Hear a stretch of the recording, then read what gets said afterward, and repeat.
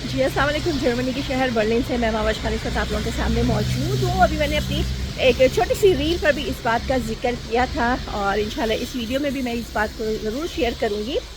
आप लोगों में से अक्सर लोग जो है ना वो ये सोचते हैं और ये पूछते हैं, बाकायदा कुछ लोग तो पूछते भी हैं कि इनकी खुशी का राज क्या है। ये हर वक्त इतनी हंसती मुस्कुराती रहती हैं, इतनी जो है वो टेंशन फ्री नज़र आती हैं, तो इसकी क्या वजह है।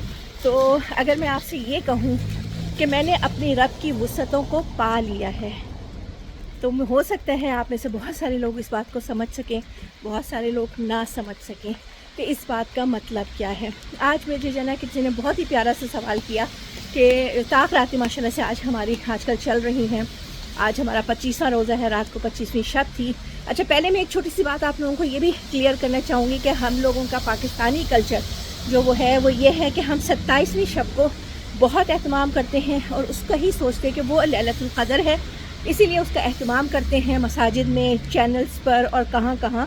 पहले हम भी वहाँ थे, हम भी इसी चीज़ को जो है ना वो समझते थे, लेकिन जो है जैसे जैसे शऊर बढ़ता गया, इल्म बढ़ता गया, तो पता चला कि नहीं, 27वीं शब सिर्फ ऐसा नहीं है कि वो लैलतुल क़द्र होगी या है, बल्कि अल्लाह ताला ने तो हम पर ये इनाम किया है कि इन 5 रातों में से कोई एक रात लैलतुल क़द्र होगी, उसको हमें तलाश करना है।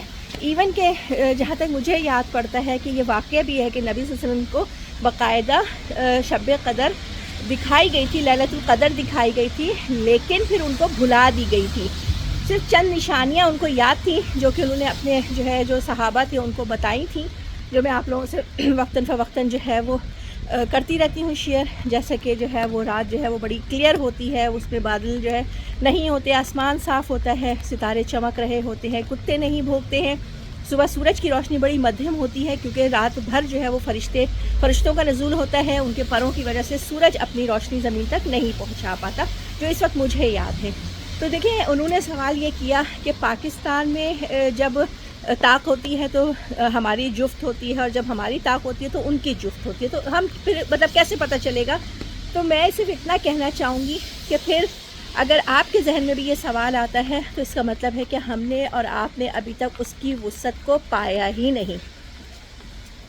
मेरा रब इतना बड़ा है, इतनी उसकी वुसअत है, इतना वो रहीम है, इतना वो करीम है कि वो जिसको चाहे, जब चाहे, जैसे चाहे वो नवाज दे। हमारा काम है हम इबादत करें, उन 5 में नहीं हम 10 में करें। ये रातें सारी ही बहुत इम्पॉर्टेंट हैं, ये दिन सारे ही बहुत इम्पॉर्टेंट हैं, तो क्यों ना हम उसकी वुसअतों को पाने की कोशिश करें इबादत के ज़रिए।